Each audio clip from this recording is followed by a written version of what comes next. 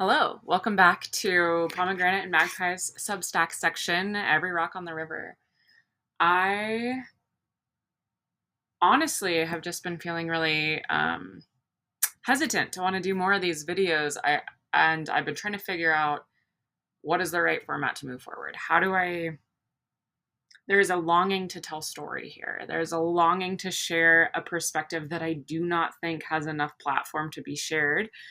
Around stories that are not the traditional hero's journey, white adrenaline man from a probably privileged background doing something exciting in the outdoors. There's a lot of other stories out here. Um, and there's a lot of stories that I personally want to share, right? Which I share a lot of these other identities. I'm white, I'm privileged. I worked in this very male dominated community. I have my own hero's journey stories, but I think the stories that I crave to hear in outdoor spaces are the ones that are not the ones that are already out there. And the ones I crave to share are the ones that are often the ones that I've had to navigate because they have hurt and they feel like the irritant that seeds the pearl of where I've gained a lot of wisdom of how not to treat people. So I've been stewing on this and stirring on this because I also don't want to give energy towards something that takes me away out of the present moment of my life that I really like. I like the life that I've built and I am building. And I think part of a lot of my happiness is because I'm steering away from the guiding community that I have more room to process where these things have been painful and it feels frustrating to still be telling story about them. So I think I just have to name that out of the gate that sharing these stories and diving into creating a platform to talk about these more is something I feel conflicted about because I don't actually want to spend more time and energy fixing these parts of the community. I feel like I tried very hard to make community changes while I was in the community actively. And I have some weird moral ethical qualms about leaving the community full time and then bitching about it while I'm not willing to change it anymore. Although it does give me increased compassion and empathy for people who do that. So, learning all around, I guess. Um, anyway, I found a compromise with myself, which is that I have already written a number of essays about about much of my experience out in my 16 years of guiding, 15 years of guiding, whatever that number is now. Around the great stuff and around the painful stuff. And they're already written and I want to share them. And I keep stalling out on sharing them for the reasons that I said before and some other reasons of that I think they won't be well received by many people as well. So the compromise I'm finding within myself is that maybe the topics that I choose to share about are connected to the essays that I've already written. And then from there, hopefully some small current within the stream of this will pull me in a direction that makes a little bit more sense. So for any of you who are actually watching these videos, thank you. I guess. I mean, actually, I kind of wish that nobody was watching them, but I think without the external accountability of sharing these, I'm not sure what I would do with these stories, and I don't want them to be mine anymore that are like locked up in my space. But I think that I really wanted to start with this story in particular because I think it's a theme that many of us who do not fit the dominant culture of the outdoor backcountry whitewater space in particular have heard. And it's a problematic phrase. And I would like to speak to the nuances of why this is problematic. So the title of today's Every Rock on the River is We Don't Have Room for You on the Schedule This Year.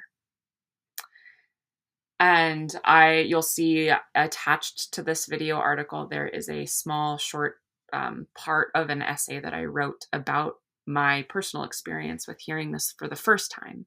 I've actually heard this,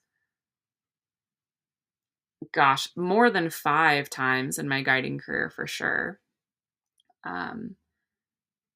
Probably less than 10, I guess. Although I have to say, I've heard this particular phrase, we don't have room for you on the schedule anymore, the same year that someone will hire me on full time. And so what I dislike about this particular phrase is that it's a avoidant tactic that people in positions of power can use to not be honest about whatever they don't want to be honest about. They can be honest about an employee not fitting within a crew. They can be dishonest about, what amount of work they've already done to create the schedule. They can be dishonest about other managerial or crew dynamics that are going on. And because of this power dynamic, it keeps people from looking for work that will actually fit and bolster and support the skills that they already have. So a kinder, more mature thing for outfitters to do in this situation would be to say, hey, you're not a good fit for this company. We would like for you to look for work elsewhere. Or it might be like, hey, we are actually unsure of our schedule right now. We will get in touch with you at our soonest that we can. But in the meantime, you should feel free up to go work for someone else. Or having, ideally, in a really ideal world, this conversation would not happen in the springtime when people are urgently looking for work and depending on work that they think they already have secured. So if there is an ongoing conflict or if there is a problem with a crew member, the most mature thing for a manager to do or an outfitter to do would be to try to correct that behavior in real time and work with that specific guide to let them know early on what behaviors they can correct so that they don't have an entire winter where they think that they have work that they can count on for their busiest season of the year where they're probably making most of their income, only to come to spring and find out that there is no work for them with a particular company that they were counting on. I think the metaphor that I have used in this, right, is like this feels like when you're dating somebody and they keep you on the hook. It's this really uncomfortable, unfortunate game that is played where you have something that this person or this outfit or this business or this entity desires. You're not valuable to them. You're just not their first choice. And so what they're going to do is they're going to say this phrase, we don't have room for you on the schedule this year, or we're not sure that we have room, which is another thing that I think is very common to hear.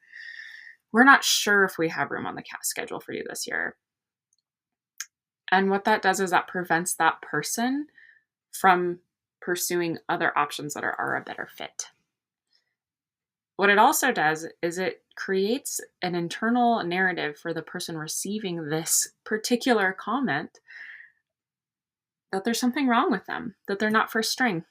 And while this doesn't necessarily affect people who always have a solid, secure spot on a crew, if you are not traditional in this space, if you are somebody from a different non-dominant identity of the culture, if you work in an area where there's very limited outfitters and there's kind of this hierarchical coercive controls thing going on, where you don't have many options for work in the area that you work in. Or perhaps, you're early on in your career and you're learning some tough lessons. You're in a crux part of your maturing as a guide where you're trying to figure out how to do this in a way that you feel comfortable around and that also fits with the culture of the places you are trying to work. When you hear this phrase over and over and over again, it really starts to deteriorate your sense of self-worth. And then when you do show up to guiding companies, you always feel like you're walking on eggshells and you always feel like the other shoe is about to drop, which from my scientific background, I can tell you that when our nervous system is in that state of being super hypervigilant and conscious, we are not guiding very well. We're not using our skills to the best ability. And so this is a problem. One other thing that I just want to name about this phrase that we hear sometimes, if you've been guiding long enough, you've probably heard this at least once. We're not sure if we have room for you on the schedule this year.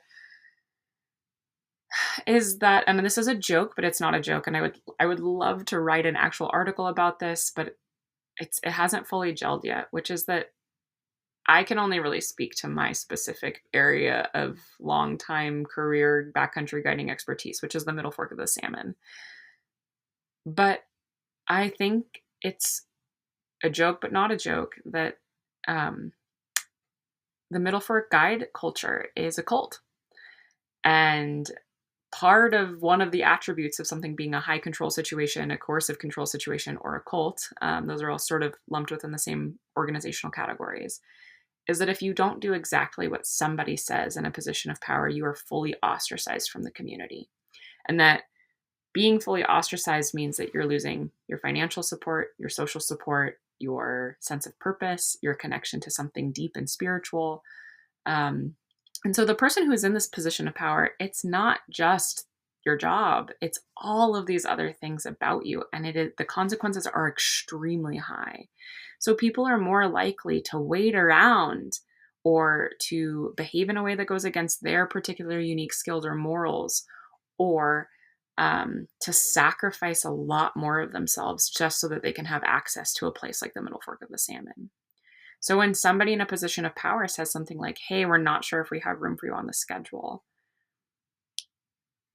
I don't think it is often acknowledged enough the weightiness of that power in that statement. It would be a much kinder thing to do to let someone off of that hook.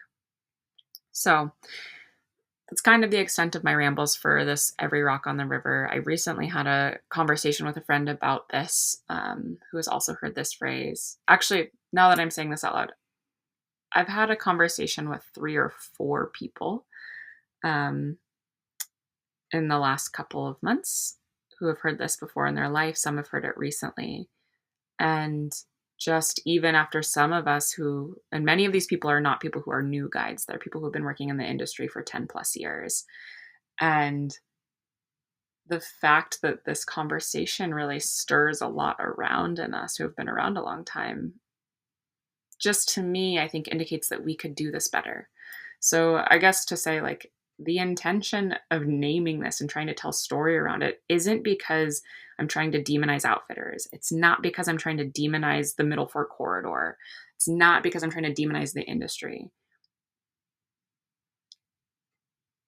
Actually, I think what I'm trying to do is to say, I love this place so much, I would like to see it be better.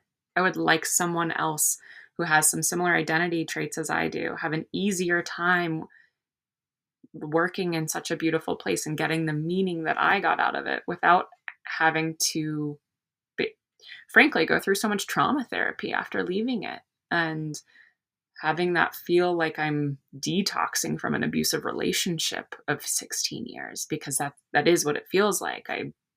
That doesn't feel hyperbolic to me to say that at all.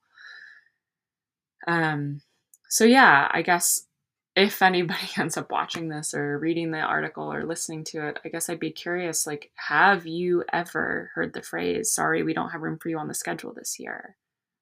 And how did that impact you? And what do you wish somebody would have said? What kind of honesty would have been hard to hear, perhaps, but would have been more honest and given you more agency to make a different decision?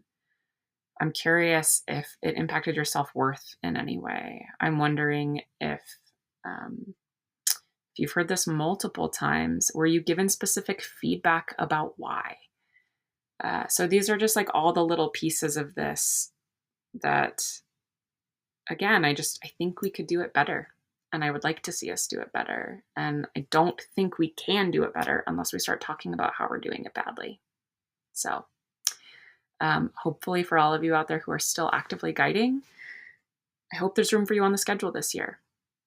And I hope that feels clean and clear and smooth, and that you can support people in your community and your life who maybe aren't hearing that.